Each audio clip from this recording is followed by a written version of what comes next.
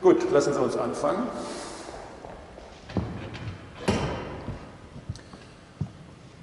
Das heute ist sowas wie ein Manifest oder ein Traktat über Architektur und ich habe gedacht, ich fasse das zusammen, wie ich denke, worum es in der Architektur heute geht. Das ist keine Theorie, das ist sehr, sehr wichtig. Jetzt muss da wieder jemand an die Tür. Nee, ich schaffe es. Das ist keine Theorie, das heißt, es ist nicht richtig oder falsch, sondern es ist sowas wie eine Wegleitung, eine Anleitung, wie man schnell vorankommt, um Architektur zu machen im Digitalen. Und da gibt es andere Anleitungen und das ist meine. Und die formuliere ich sehr radikal. Das sind die Fragen, die ich habe und das ist auch der Horizont, den ich formuliere, den unsere Forschung formuliert und das möchte ich Ihnen erzählen. So, dazu gehört jetzt, um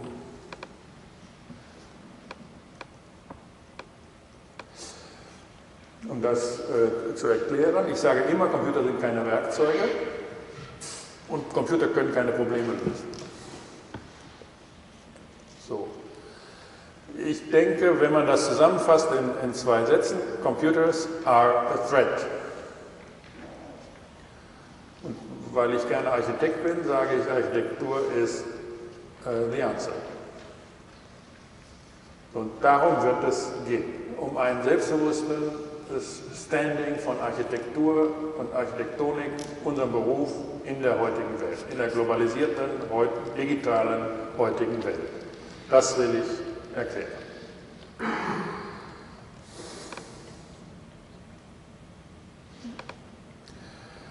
So. Wichtig ist für ein Traktat, dass ich mich vorstelle, weil ich sage, das ist meine persönliche Haltung Architektur gegenüber, die ich Ihnen vermitteln möchte. Und das ist eine Einladung, mehr nicht. So, und deswegen stelle ich mich vor. Ich habe mein ganzes Leben immer das Problem, dass man natürlich Computer nicht mag. Wer mag das schon, immer so herausgefordert zu sein? Und dann bin ich immer derjenige, der immer von Computern redet und dann mögen sie mich auch nicht. Und sagen, ja, du magst ja diese Computer, du pushst das immer nach vorne und das ist ja alles vom Teufel und so weiter. Das stimmt alles, immer nicht. So, deswegen muss ich das so deutlich sagen wie irgendwie, ich kann nicht sagen, dass ich Computer mag. So, I like the intellect. And computers are out there, crystalline and most powerful. It is beautiful how they operate, and it's frightening to see our known world dissolving, and see the stoic and autistic reactions of our societies.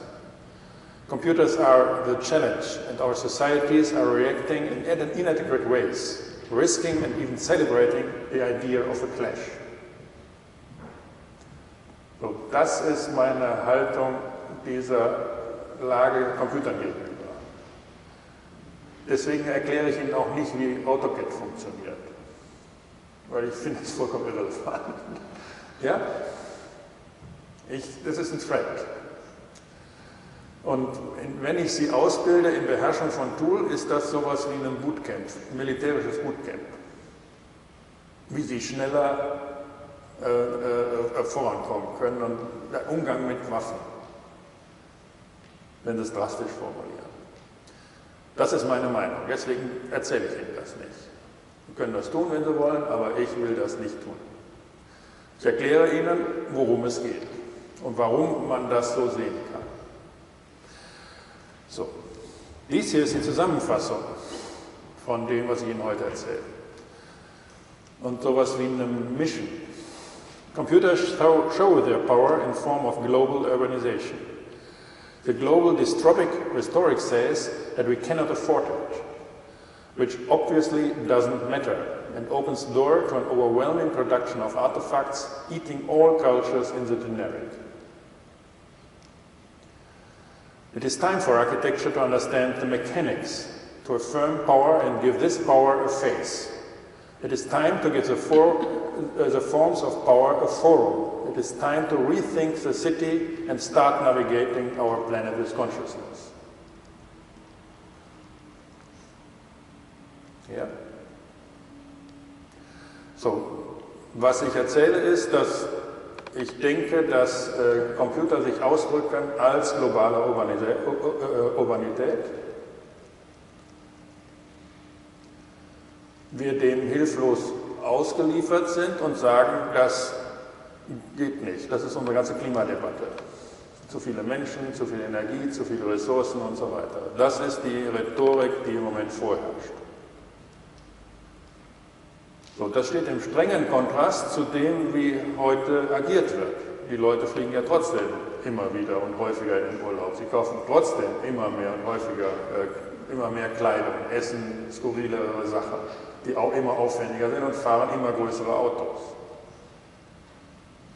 Das ist also eine Form von Schizophrenie, in der wir stehen, dass wir einfach sagen, ja, wir fahren, wir können ja nicht anders, oder wir fliegen und so weiter und uns dann geißeln und sagen, aber eigentlich wollen wir das ja nicht.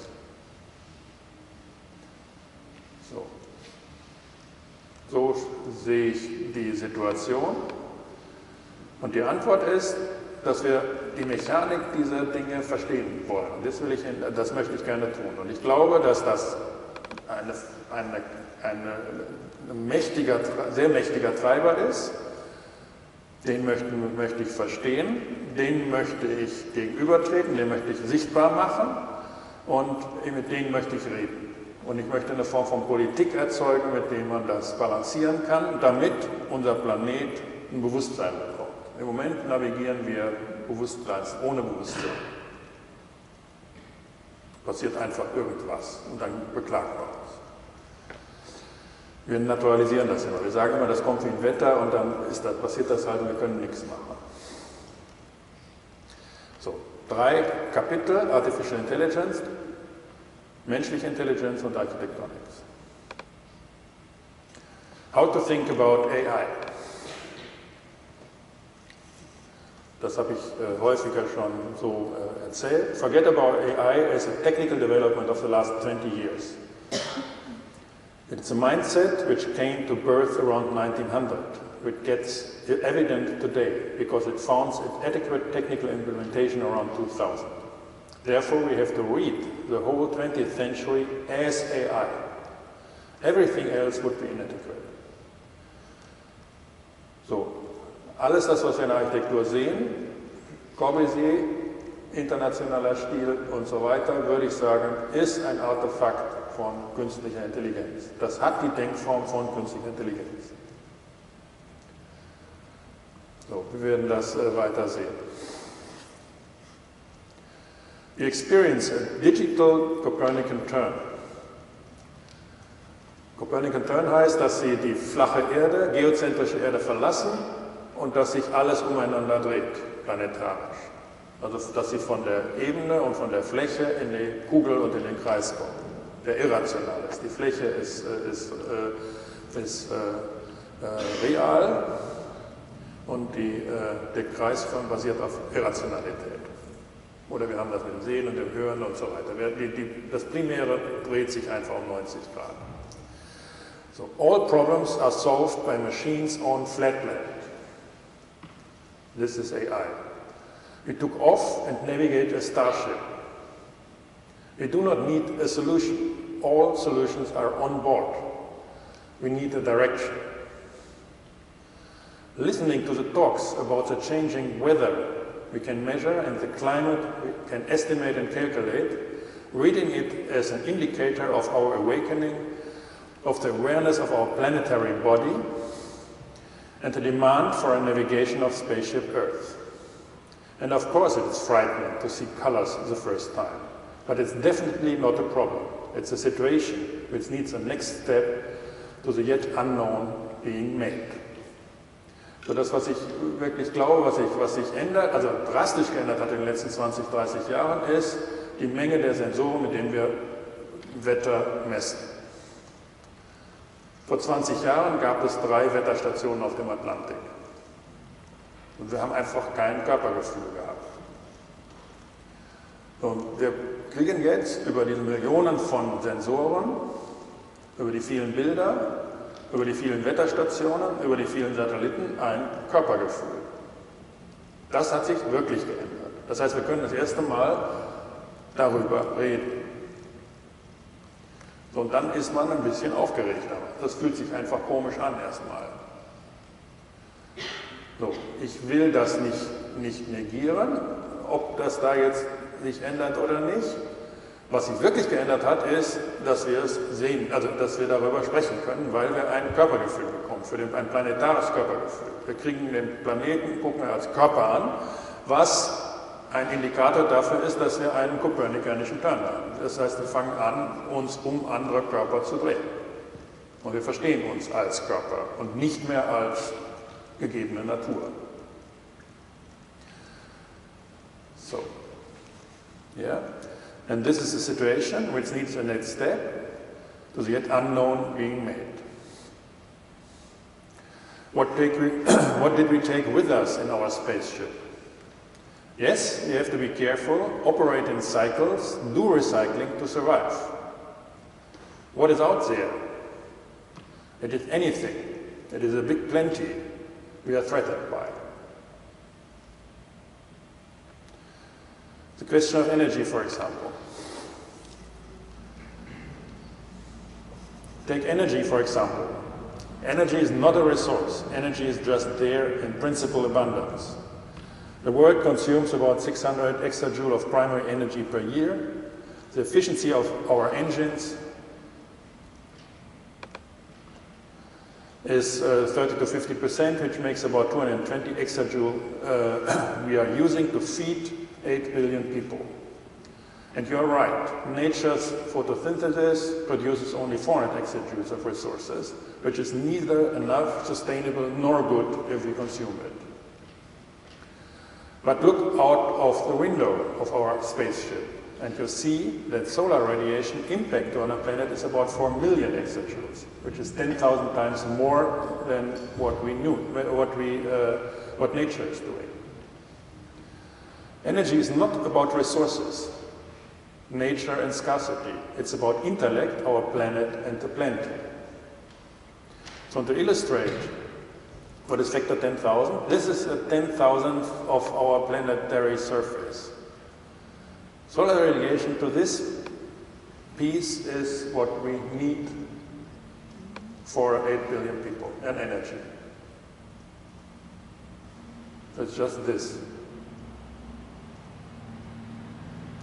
Or here, 10,000 points.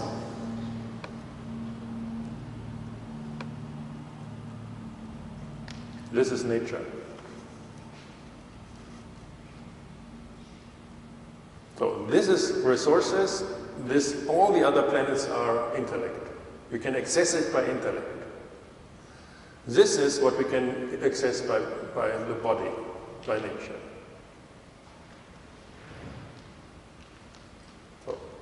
You can look it up, very simple calculations.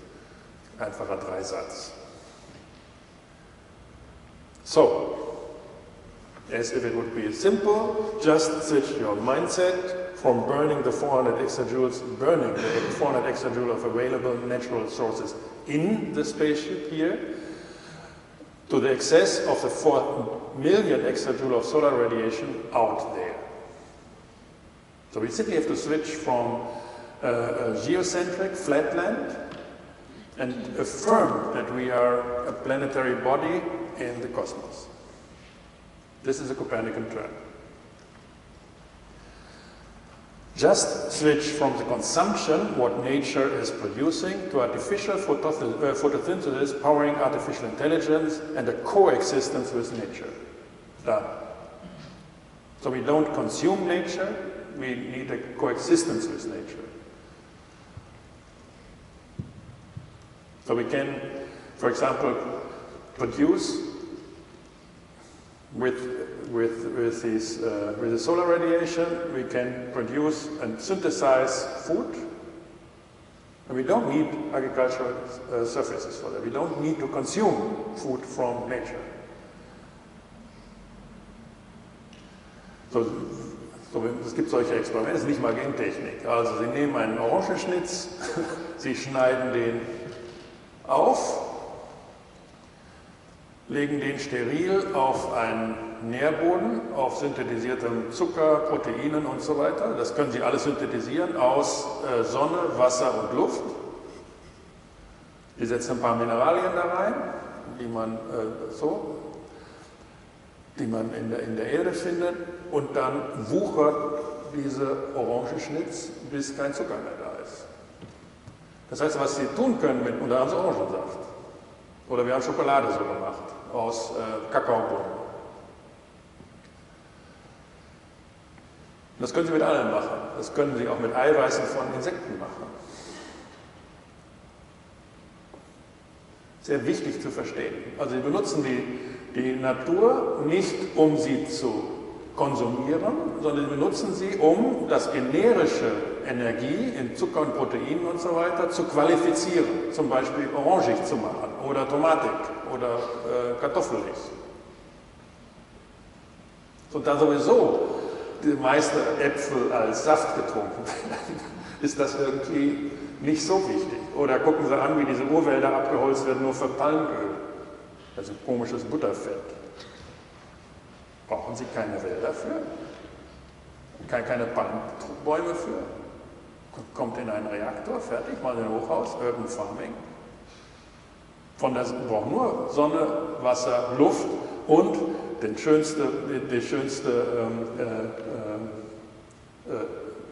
Frucht von diesen Palmtrees.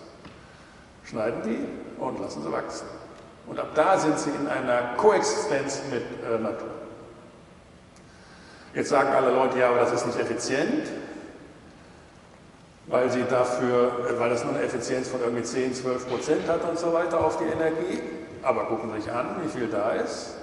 Das ist kein Argument.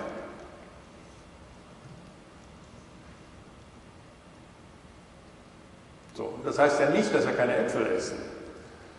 Aber das heißt, dass wir nicht Angst haben müssen, dass wir nicht genug Äpfel haben.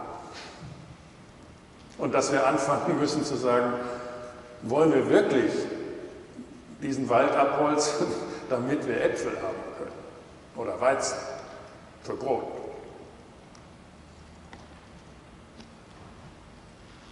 Und das ist, glaube ich, sehr wichtig. Und das geht mit der Consumption versus Coexistence. Some obvious numbers.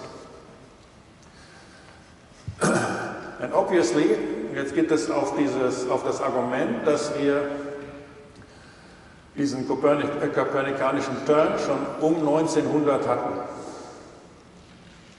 Und das heißt, es ist alles nicht neu.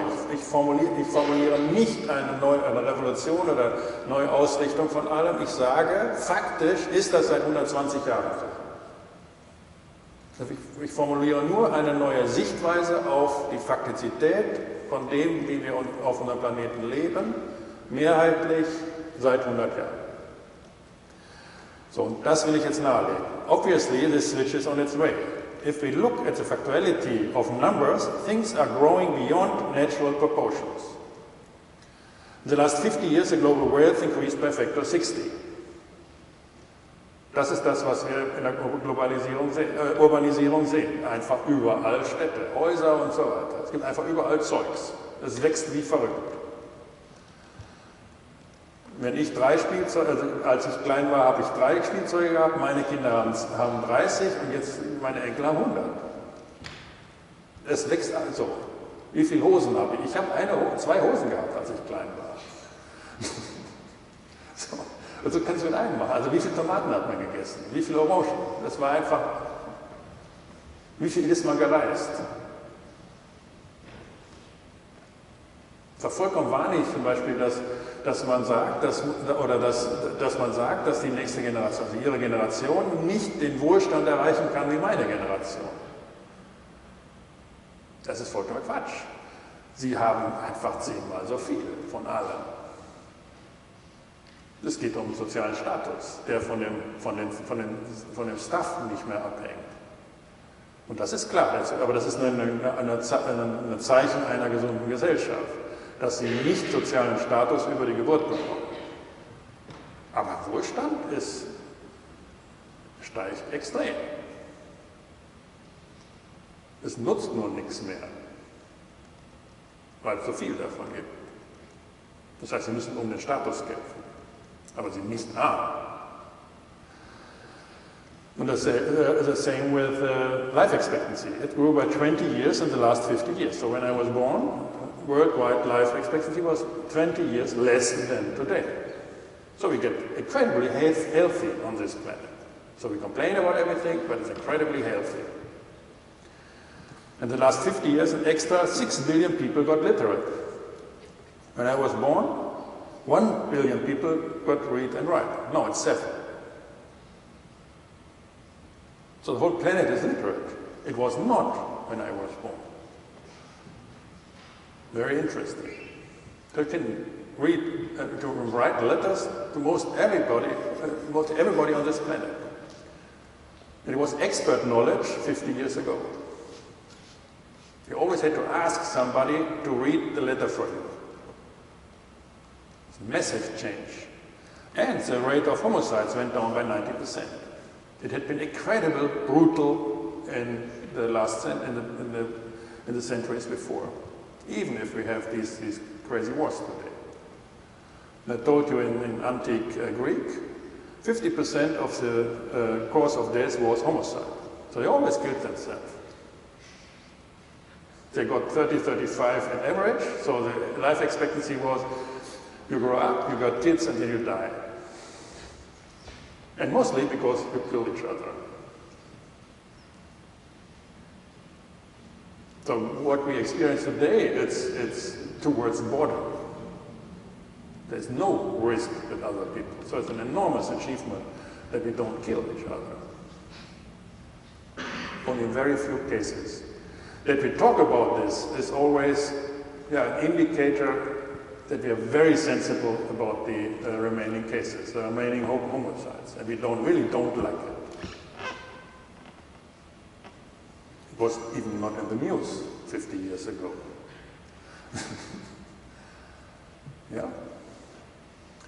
This is AI. So theoretically, I would say this is artificial intelligence. AI is driven by a new mindset.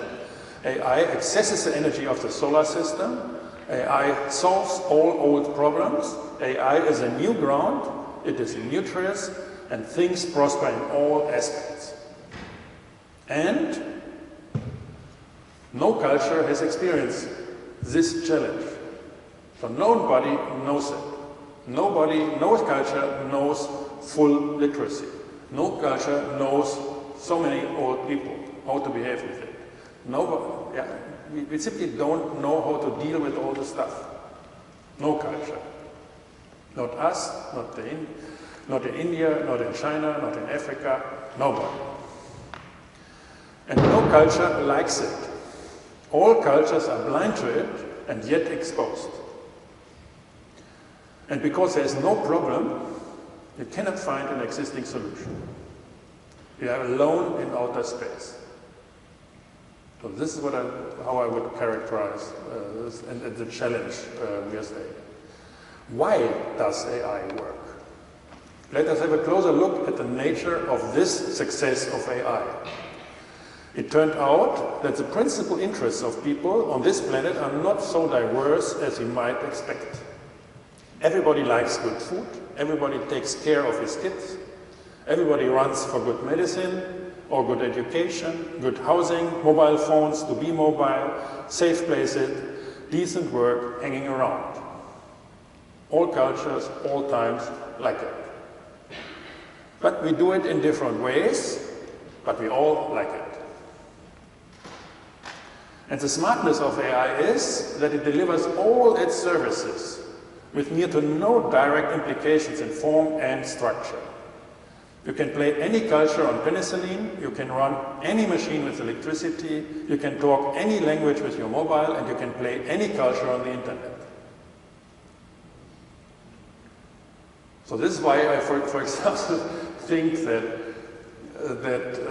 with these white box buildings of the international style, these are therefore you can play any culture on it. Therefore it has to be white. and it has to be a box. And then you have a hospital in India, and it's white, and it's a box. And it works. You put it to China, it works. Put it to Africa, it works. Put it to Zurich, it works. So then, if you then got understanding what a hospital is, what the hell a hospital is, then you say, I don't like this white box. So then you say, okay, well done, paint it. Make you one. But imagine hospitals always had to look like Swiss chalets. It never would have been done. It has to be a white box, a non-house, that everybody on this planet starts to like hospitals. That's the power of AI, and therefore I think AI is 20th century. Starts around 1900. So here, if there is a problem, then it is that everything gets so easy. All structures and all forms of our cultures are dissolving in the new stream of AI. Everything you know, just play. So, we should be patient. AI is a challenge to all cultures. And there's a very clear line of how to get used to it. Wealth always and only comes with education. Not by some gifts or by empathic help or whatever. Education needs time. People will emancipate, and the societies will flourish with these artifacts of AI.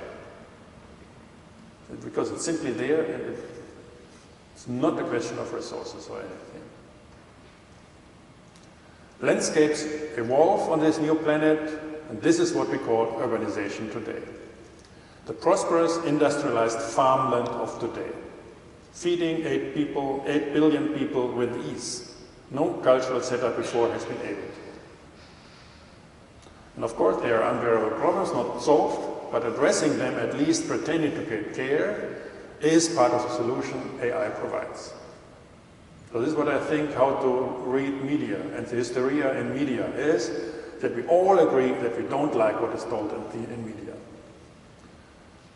So we can't agree on what is good, and we want this and this and this, it would be tyrannic, but we can agree what we don't like. And then the space for the things what we can do keeps open and not specified.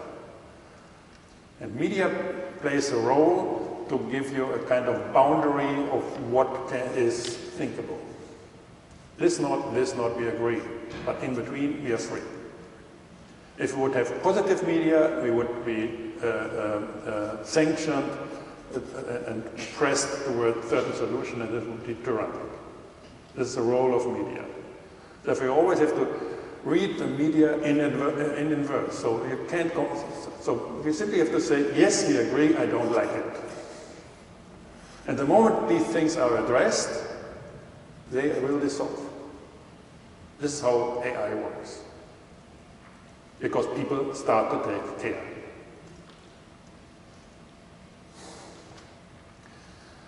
How did AI evolve? Now I have a metaphor.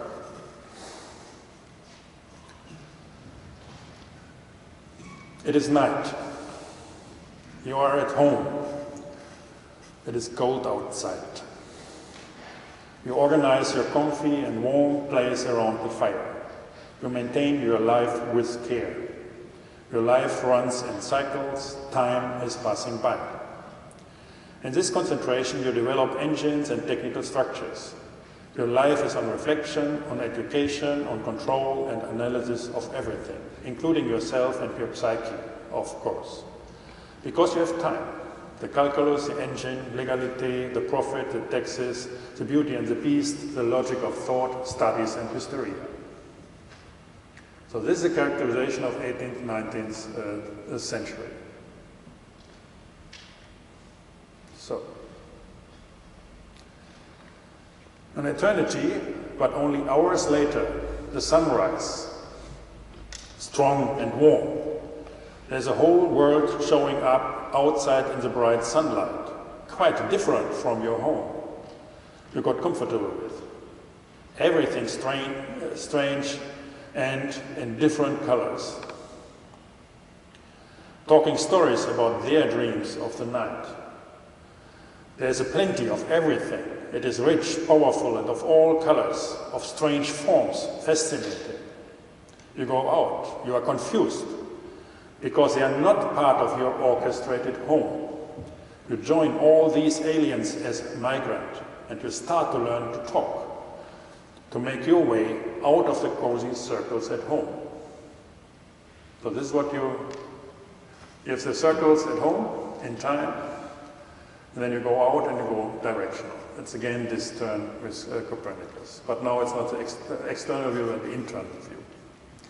And these are the new friends you meet. The TV, the automobile, nuclear energy, airplane, bubblegum, antibiotics, synthetic fertilizer, laser light, bikini, photovoltaic, electric computer, Xerox windows, mobile phones.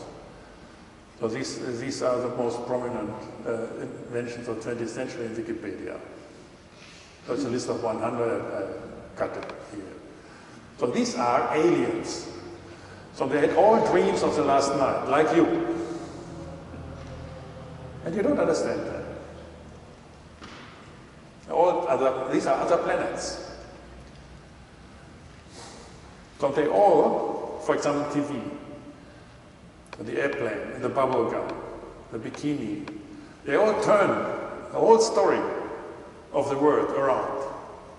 Everything gets rotated. And there's no resistance on any place on this planet with these things. Everything gets circulated with these aliens and artifacts.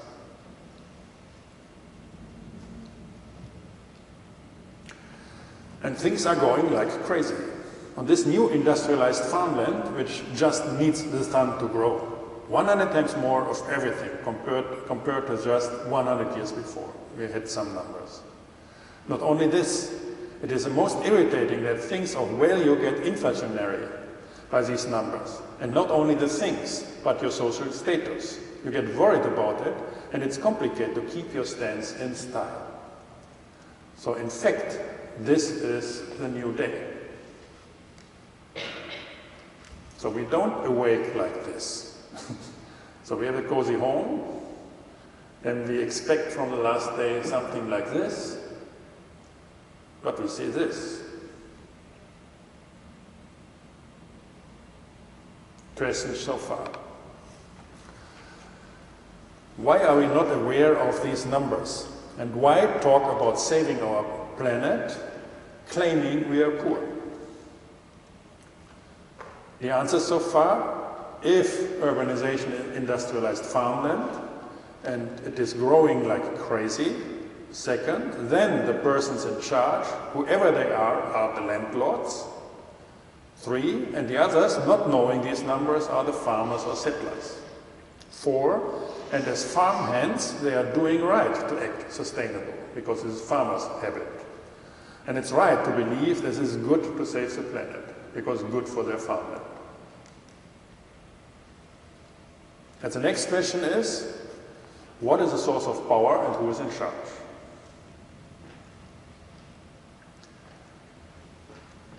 So, I think we make some 10 minutes break and then continue with the remaining chapters. Sie merken, was ich mit den Begriffen mache. Wie zum Beispiel jetzt künstliche Intelligenz. Das ist ja sehr, sehr dass ich das so nenne. So, ich denke, dass ich die Begriffe oder die Worte so benutze, wie das planetare Systeme sind. Ich sage einfach, ich weiß nicht, was das ist. Künstliche Intelligenz. Wenn ich mir aber die Zahlen angucke, dann sage und dann zum Beispiel sehe, dass die Zahlen der Population, des Energieverbrauchs und so weiter einfach jenseits der Natur ist. Also außerhalb alles natürlichen Maßes wächst. Da muss ich sagen, Da ist was Künstliches am Werk.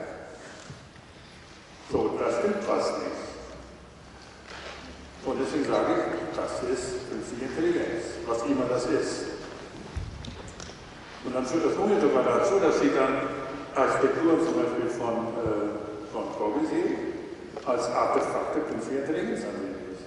Und das hat mit dieser Kurzführung auf eine technische Implementation oder eine Visualisierung als ein netter Roboter oder so oder als ein autonom fahrendes Auto einfach gar nichts zu tun. Und das wird dann interessant, weil das Ihnen als Architekt einfach dann zum Beispiel diese präzisen Volumina, die weißen oder farbigen Oberflächen, die da im Licht stehen, gekrümmt bei Cogito, sind einfach autonome, aktive Subjekte. Das sind Aliens von künstlicher Intelligenz. So, da gab es natürlich noch keine Computer, die da so rechneten und so weiter, aber sie benehmen sich exakt auf die gleiche Art und Weise wie so ein autonomer Roboter. Und das hilft. Ich setze nie Begriffe in eine Definition. Ich lasse die immer wie ein Planetensystem umeinander schwirren und sage, ja, in sich ist das schlüssig. Und ich sage nie, was künstliche Intelligenz ist. Und das hilft als Denkform. Das ist natürlich vollkommen konträr zu dem, was Sie in den Geisteswissenschaften heute etabliert sind. Aber ich glaube, es ist adäquat für diese Welt. Wenn es eine kopernikanische Wende gibt, müssen wir die Definition von Begriffen begraben. Und die Begriffe sind intelligent. Und Sie müssen Freund mit denen werden und gucken, was die einem erzählen können. So denke ich, ist das. Und das ist, also dieser Begriff der künstlichen Intelligenz ist so ein Beispiel dafür, wie ich das immer mache. So, jetzt die Cogito. Spielen wir wieder weiter in solchen Symmetrien. We now go, jetzt geht es um die menschliche Intelligenz und um das Lernen. We now go with mathematics, the royal path to knowledge, because it is an uncorrupted,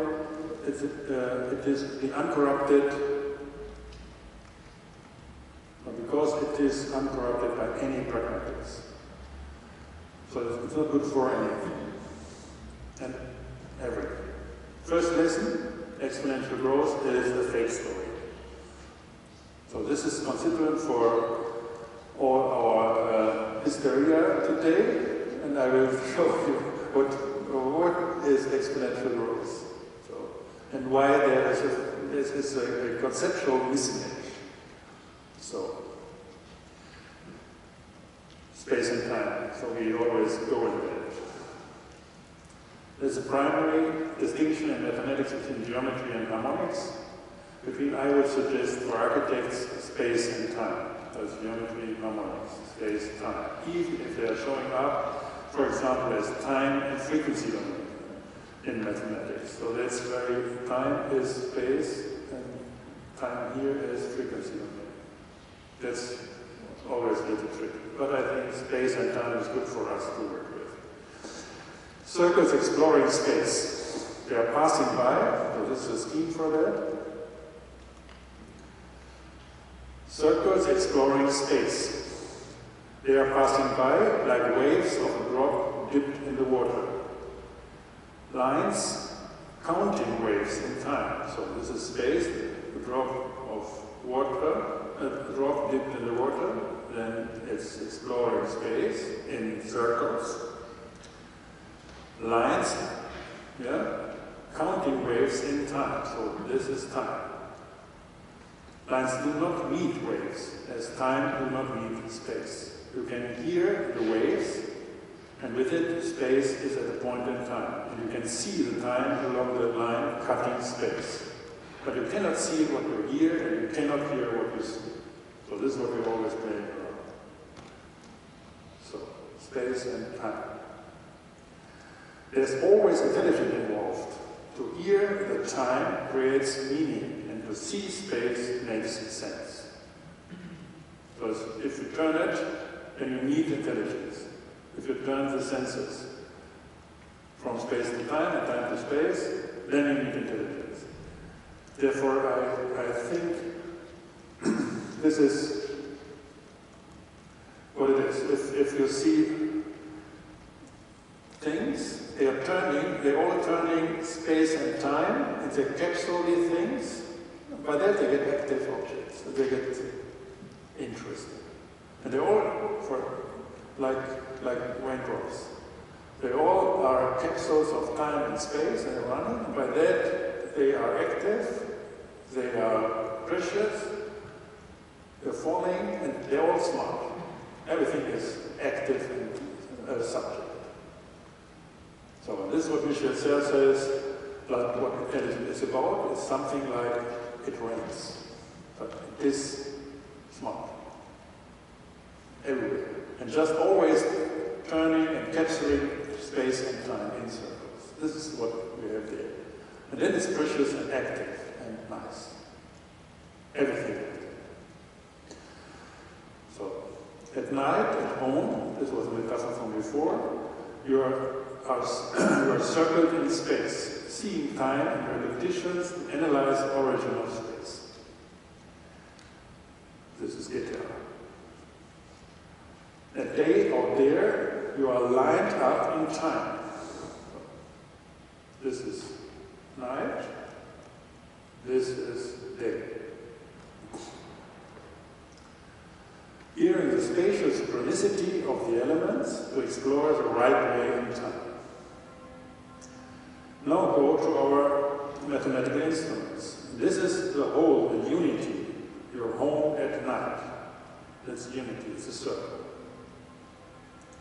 And this is a part of it. A part is always a section of a circle. The unity is the space of your home. The partition shows time passing by.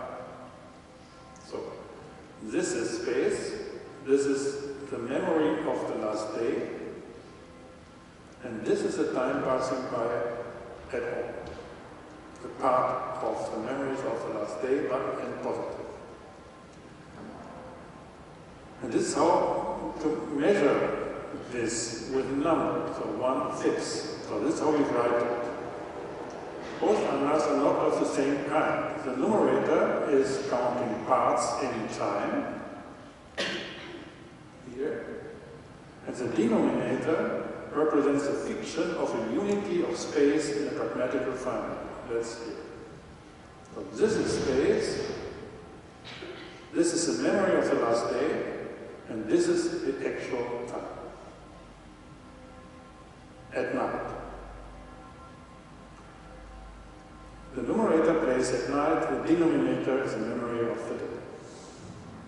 It is with all numbers like that, with the even and the odd in Egyptian mathematics, last day, actual time at night.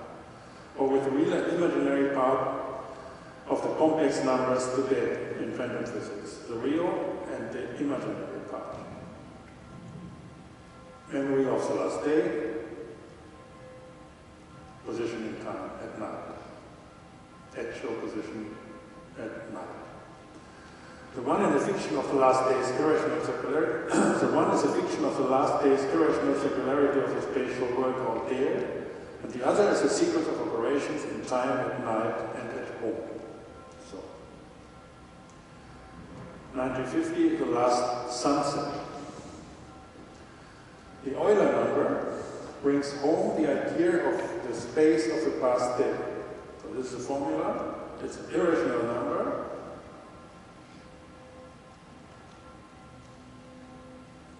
And it's complicated to understand. And my metaphor for this would be like this. E is the engine to run your home. It rotates time overnight. It's the axis of the engine to drive time overnight. The Euler number makes the chronological partition in time real. That's a crazy thing. So you say, okay, this partition is time, this is space, and to make this partition of time, real in space. This is the Euler number. So it's complicated, so you can meditate about that. But this, I think, is the best adaptation of what it is. With the Euler number, the calculus gets productive and real. By that, calculation makes sense. And it would not make sense without the Euler number. The Euler number creates meaning. This is what we call education, refinement, optimization, the quest for beauty, enlightenment. And the motor for that is the Euler number. And this is how the engine works at night over time at home. This is called qualitative growth, or the learning curve. You see this crazy formula. It's not this complicated. You have the denominator. This is the memory of the last day. And this is the actual time at night. And there's the order. It's at night.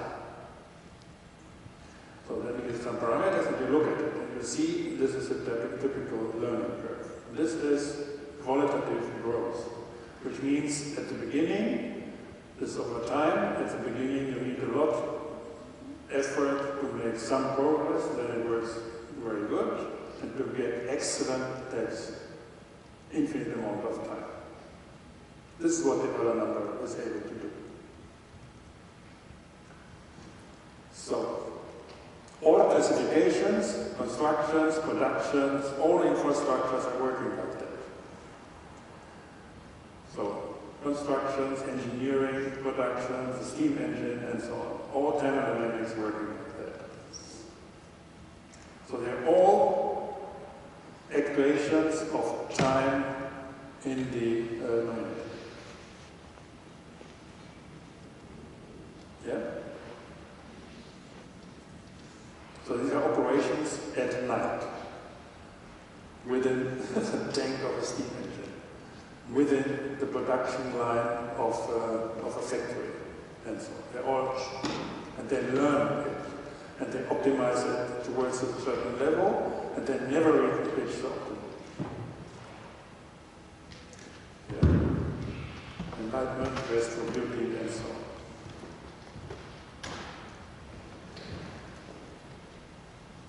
They are educated and real, and they never find an end in time. They run towards infinity, they operate within the eternal infinity of a circle. So this is how it works at night. Qualitative growth. This is 18th, 19th century. And this is this guy called Basel. 1900, the last sunrise. The sunrise on the other side is not about new numbers. It is a new day outside under the sun. Out there, we have to affirm that the reality of our chronological calculus at home is not of primary importance. If you step out into the sunlight of a new day, and you see the strong shadows, and you see especially that the ratio of these things and their shadows under the sun are beyond calculability. They are irrational, not a number, and yet obviously there, and you mark it with a symbol. So this is what you have. This is, for example, the stick, the normal I always talk about. This is the shadow, and this is your ratio. And if you go out of your cozy home, out of the circles here, you have to affirm that this shadow here can't be calculated. It's not in the reach of the Euler number. It's beyond calculability, and it's beyond artificial intelligence today. It's very important like this. So what you do is, you simply symbolize it, because it's obviously that there is a shadow, and you want to do something with it. Because you're outside, you have to talk with others. And you can't do it with calculations. You have to symbolize it and rationalize it in a new way, because it's irrational and not real. It's not with the calculus. You can't learn it. You have to make you have to create the symbol, and then you can work with it. But you can't learn it. That's the square root. And with this rucksack of the square root, you can leave eternal time of calculability at home and navigate freely in space out there. Because you trust your cogito. And you navigate between the real things of numbers. And this means cogito ergo sum with Descartes. You have to leave calculability. You have to leave the learning curve. So, very simple. Now we talked about these three geometries, just as a recap. So we did this cogito on three levels in our written cultural history. We established writing, phonetical writing, to get this first geometry in space. So to face objective things as subjects in space. Or with the horizon of the drawing in the 14th century, to face objective things in space as moving subjects in time. So this is how we constructed it, and this is how they appear. So now it's space decoupled from things, virtual space in time. You need time to have virtual space.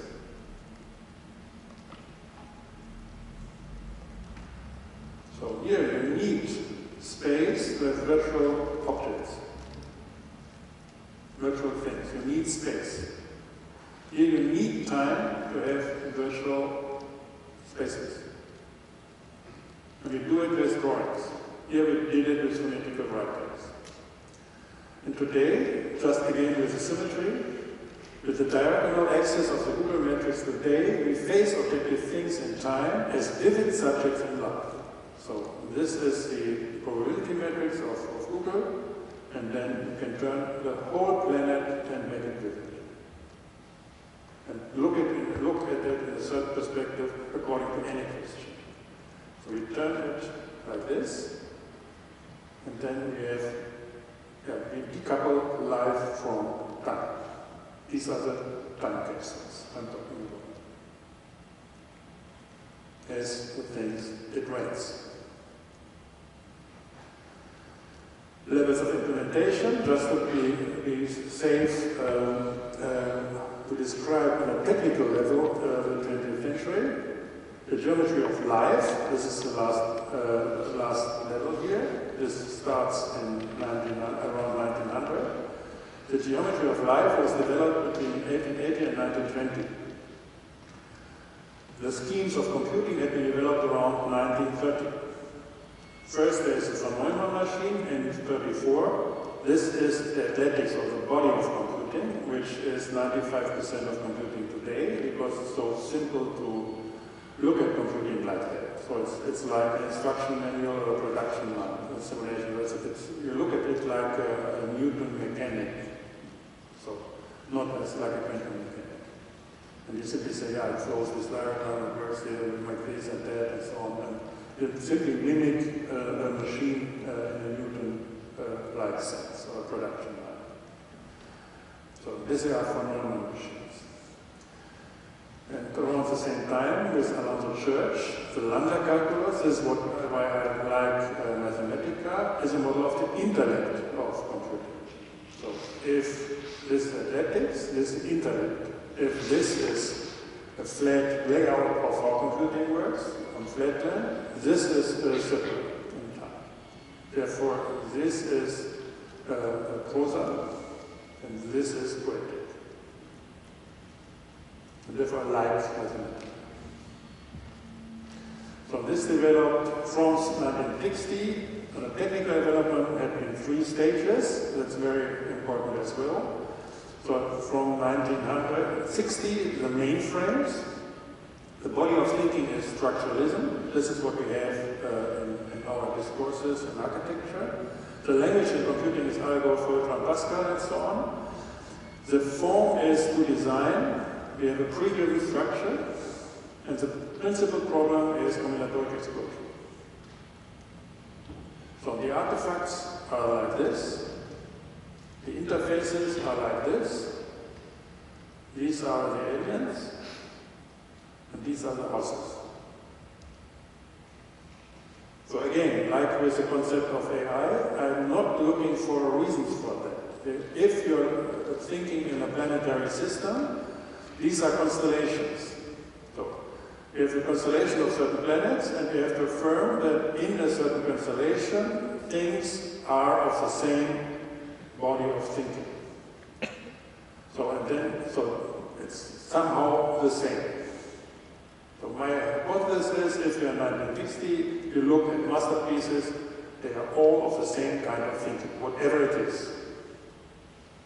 Because if it turns another 20 years, another generation, there's no, because it's turning, and this is irrational, turning is always irrational, there's no direct line of reason from 1960 to 1980. And it's simply another constellation.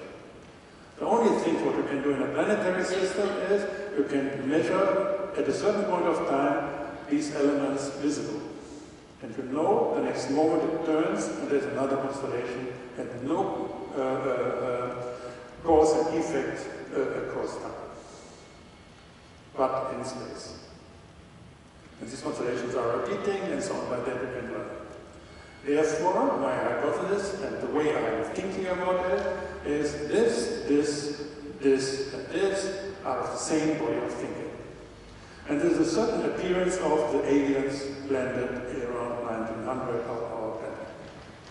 They appeared like this around 1960. And it's the same thinking. So if you go next step, clear technical step, 1980 with the personal computers. The second stage of development, body of thinking is post-structuralism.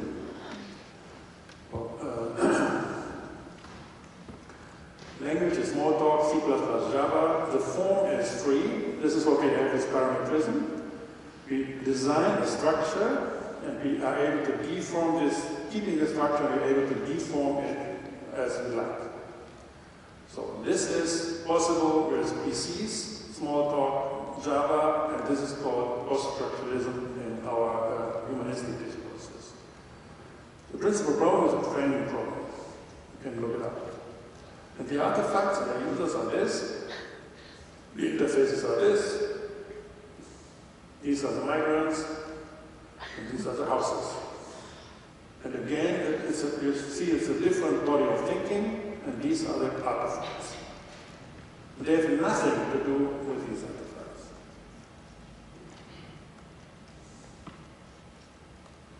And it's incredible, and I really don't know really why, we have this infantilization. The moment computers give you choice what to do next. They don't have it here. Therefore, form is free. Here, form and structure is fixed. So you have to follow the line of commands. So computer is master of what you're doing. The moment they give up, so you can choose where to click, or whether this window here, and so on, it's getting infantile. Very interesting. Why? Yeah? And it's getting infantile everywhere. Interesting. So, I don't know what. So, third stage and final stage, there is not a fourth one, because now it's on quantum level. The body of thinking, I don't know how to name it. The language is XML, I explained it to you. The form is free and the structure is free. So there's no form follows function. It's arbitrary how you do it. It's up to whatever you do. And the problem is therefore what to do. That's since 2000.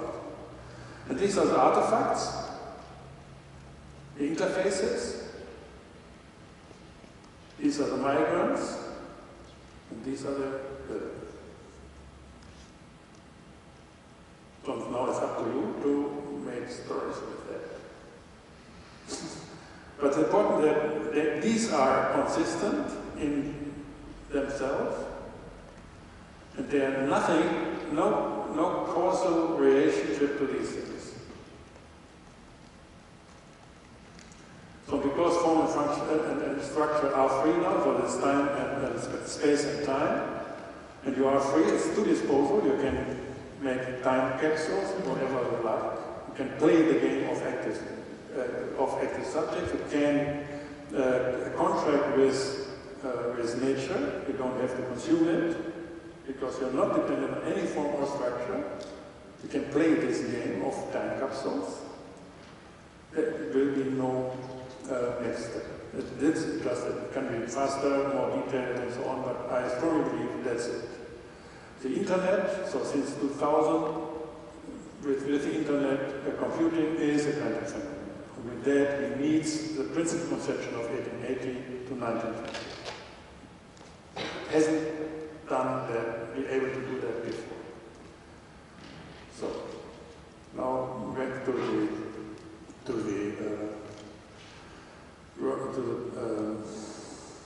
exponential growth. With the internet, we do have the principal instrument to navigate without any assumption, form, or structure.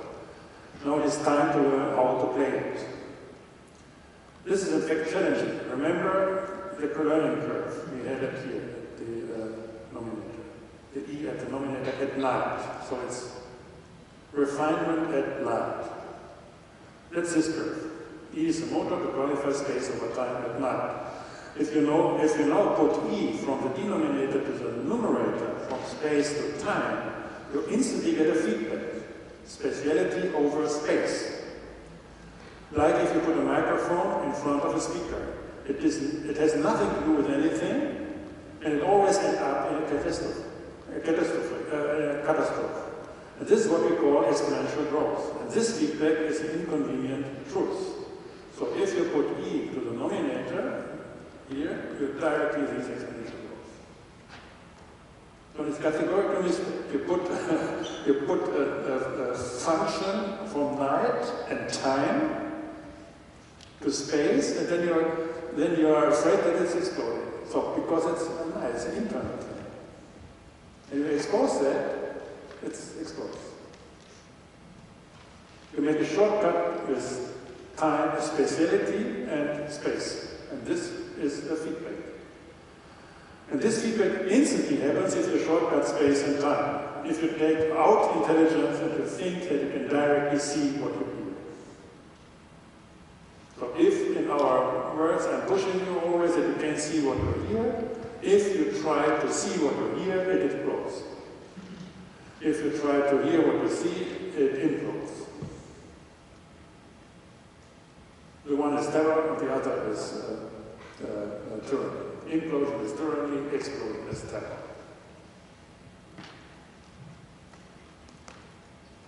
So, questions so far. What is the source of power and who is in charge? This was our question. We still do not know.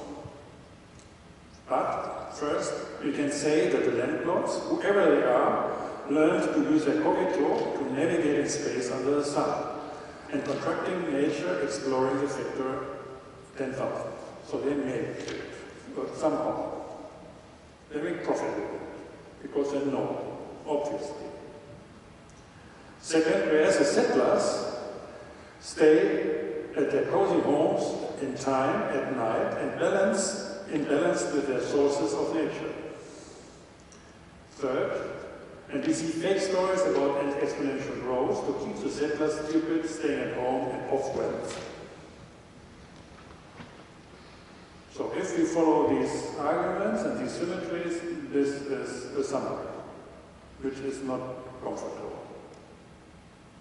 So, but make a next step. We still have the question, what is the source of power, and who is in charge, and what can we do? Chapter 3, Architectonics, the source of power. It's surprisingly simple to identify. This is Piketty, a French historian on economy, in 2013. The wealth of the world is about $2,000 trillion. The bound money, the money to run the planet, from production and consumption is $60 trillion a year. So this is always factor 5. So this is if you want to sell our planet, this is the price. David Bowie, the man who sold the world. Listen to us, this is money about.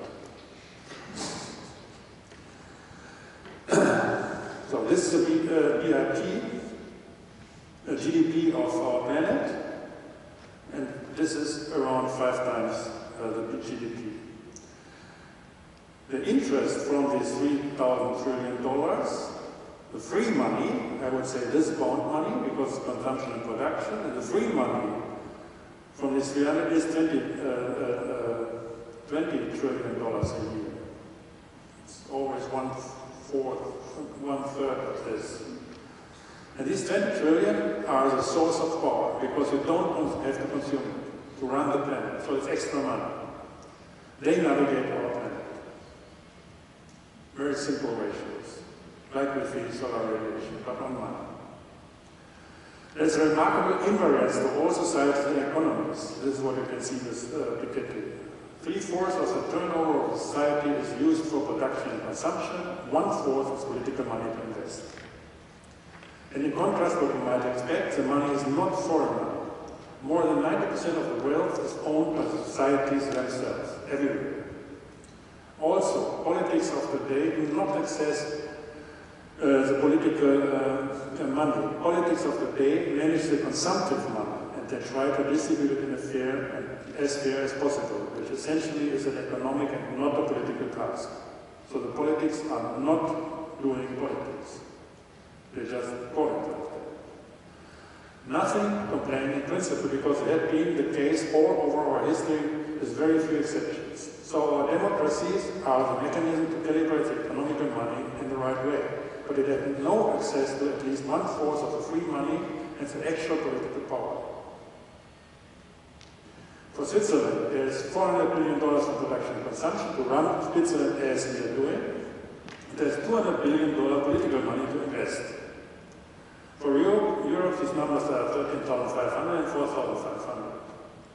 The investment of China to the Silk Road, we are so crazy about, is $1,300 billion in 10 years, which is 2.9% of the political money of Europe. So Europe can do it in the first week, and then have 50 other weeks to invest other things. If there is politicians would be in charge. The investment of alphabet in research and development is 14 billion a year, which is 7% of the political money of Switzerland. So Switzerland can afford 14 Google research camps, or 0.3% of the political money of Europe. Alphabet would be an investment of a single day of the year, and there are 364 days left to invest. So that's very interesting. Nobody can complain. Even small Switzerland could change the world with ease. If there would be the political will, the money would be there. So, for example, with the United Nations is operating with 3 billion, or I don't know. They're complaining that the US cut the money. They're missing 400 million, 500 million or something. Just give it an extra billion, make a Swiss stamp law, and then you're happy. Everybody's happy. Just make it, to make the work better. Or make good marketing for Switzerland. Just good investment to run the work, make politics for the work. You will not notice this with the wealth of Switzerland. Just a middle of our wealth per year, extra money per year. We will not have to change our consumption and production. Very interesting to know. The answer so far. Political money is a source of power, so that's my hypothesis. Second, nobody knows who is in charge. With the discussions around climate change, we do get an understanding of how our planet feels, but we do not know how our planet thinks. Today, our planet is unconscious. There's no politics. This is what we see today. Urbanized farmlands wherever you go, most of the people in calm comfort, lots of settlers running sustainable like crazy, running around mimicking the lifestyle of the landlords 200 years ago, not educated in shouting, inadequate and completely unimportant things to save the planet. which means to conserve the status of the privileged ancestors. We see it everywhere. Over-designed endless copies of the old DIGITAL junk space with coulomps. You can summarize it. You cannot improve by doing better. You have to step out. And a few already stepped out, obviously. The landlords are navigating their money, making de facto politics. But it looks like that they do not know how to show what they are doing. They are hiding their intentions, their projects. They stay invisible. There's no forum, there's no challenge. They cannot be the good ones. And their money, with their money and their power. And it's getting risky for them because they cannot get stabilized in their hosting societies. This is what we see with the harassment, with Volkswagen and so on. They are unsafe on juridical systems. They're simply not safe anymore. To keep probing my reading, and I looked it up quite detailed, there are certain regulations. And there are these cars. The cars got smart, the regulations get stupid. The smart cars outperformed the regulations. They didn't violate any regulation. 10 years later, everybody know it. 10 years later, shift of power. They say, yeah, of course you didn't hurt the regulation, but it was not meant like that. That's the problem. And it's everywhere. Yeah? The same with everybody. So if you like it, tomorrow I'm ahead of you. And I can't fight that. It's everywhere like that, with all companies and so on. So we need politics.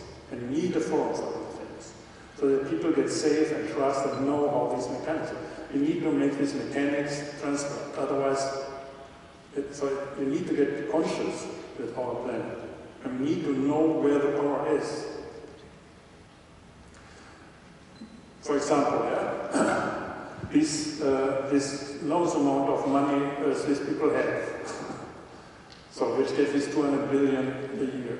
A lot of that is with our with my rents, so mit meiner Altersvorsorge.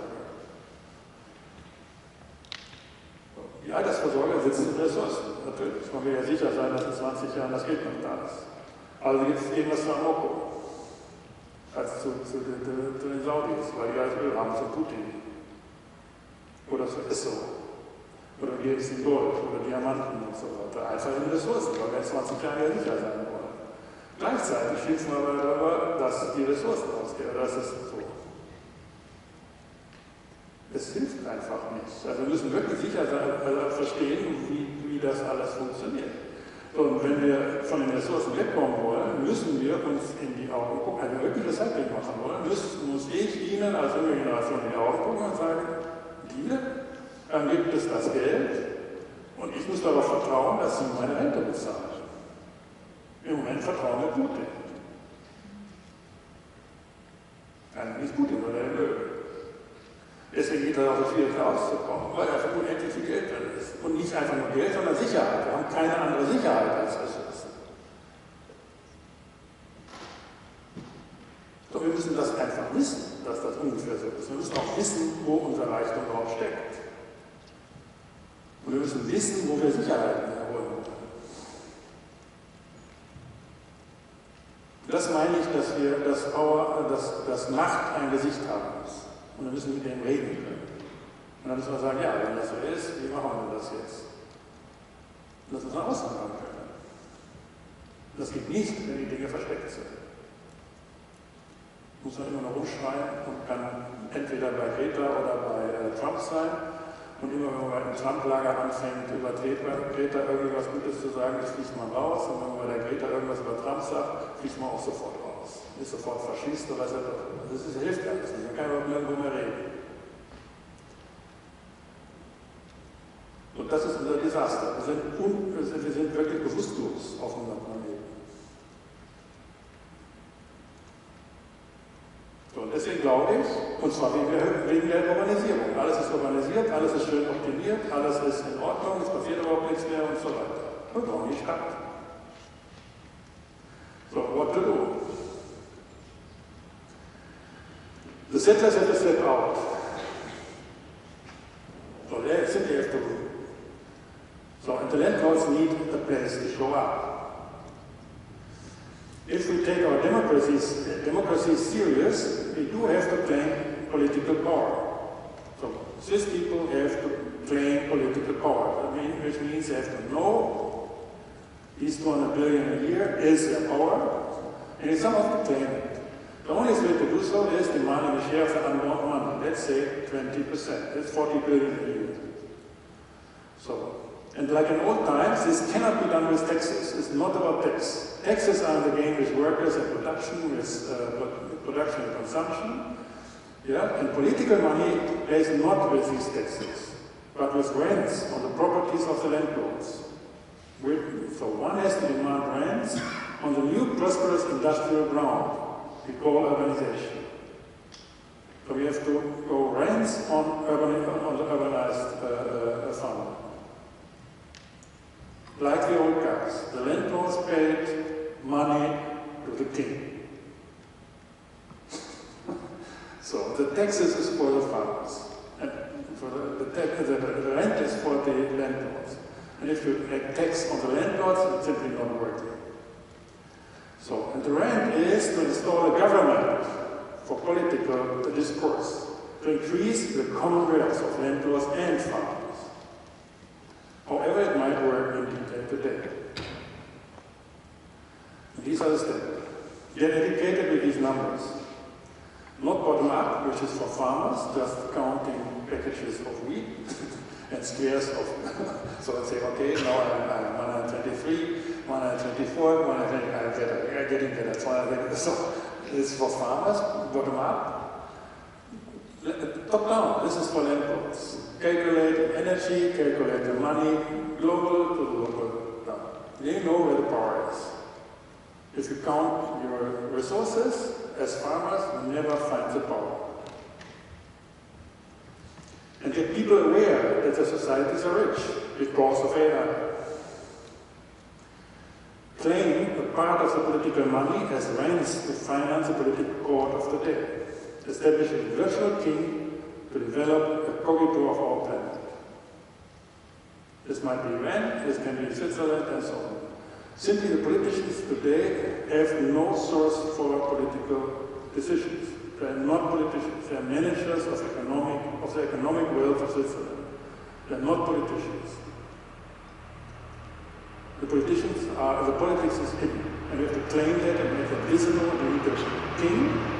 And if we, in my understanding, if we take our democracy serious, we have to claim that we want to have this virtual king, a kind of government discussing what we want to do, good for us and for the planet in the 21st century. And there are sources. So affirm power, that's what I think is very important. All architectural treatises of the past are not for the people, but for the princes. Read that, it's like that. To advise them in good governance. They give power effects. This is what architecture is doing. Claiming your responsibility and build city around the facets of power. To head the urbanized farmlands and to navigate our planet in an adequate way. This is architectonics. So what we need is, on this fertile, urbanized ground, we have to start to establish new cities, whatever it is. And this is how Renaissance did it. If you read VITRUVIUS, and then I'm finished, it directly, first sentence, why do divine intelligence and will, Imperator Caesar, so this is, he's addressing that. Yeah? So, the authority, public buildings, war machines. Look at this. It's not directly to the people, indirectly to the people. It's a kind of consultancy to stabilize power by adequately addressing people of the networks. So what we have today is that we somehow ignore this power. We think our society as an abstract entity is doing that, and it's getting nothing. So therefore we make a shortcut with political power, with consumption, production, and by that we forget where the power is. It's faded out, our democracy. And you can see it in the list in the charts of Piketty. There was a phase with politics as we currently behave directly with the war, because all these fortunes, they collapsed by 90% with the wars. And then politics had been in charge. So the state owned, for example, a school. And there was interest, and the Copernicans on their head investment monies when all the infrastructures and so on in Europe started. And now with this deficit in the state, they don't own anything anymore. So the debt is at the same level like what they own, and there is no political money anymore. So they can't move. This faded out in the last 30 years. So therefore we have to reestablish it. The state faded out. And this is why we are so disappointed with politicians, because they can't play politics. They are managers of social affairs. So I would say this is an analysis of the status in technology, in politics, and economy. And I would say, let's go here and play an active role as architects, like we call Renaissance. So it's Renaissance in a similar time in 15th century, in a similar time with the Greek setup with the city-states. This is where strong architectural gestures arise, to give power face and to create things what we think cities are. And to be a citizen, somewhere in the city, you really have to expose. So what we are heading to with urbanization is what McLuhan says, it's a global village. So it doesn't think that it's good, but it's a global village. And on the global village, it's very simple. You can't do what you like. Everything is transparent, because your neighbor, your aunt, they're all good. There's no secret to this. Everybody knows everything about everything. So the people in the city, they escaped, they're exposed, they went out, and they left this urbanization, the village. And they couldn't trust the rituals of the village anymore. They have to trust their intellect and their abilities and find a place in the society which is pure on intellect, on your skills in the city, of people exposed, migrants from everywhere. That's the city. And the city is only 2 or 3% on the population. Almost. The rest is farmers, settlers. You can't stand it not to live in rituals, most of the people. So that's what I think. As a kind of treatise manifest for architecture of today. This is what we're working on in our studio. And this is our setup I want to introduce.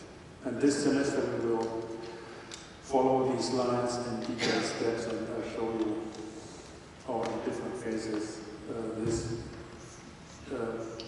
works or can be implemented in actual. So we get a kind of tool set how to follow these thinking and the instrument to start to play as architect. Good. There's some questions.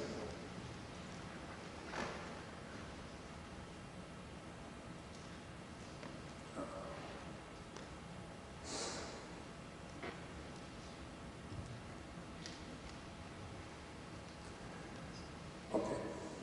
See you next week.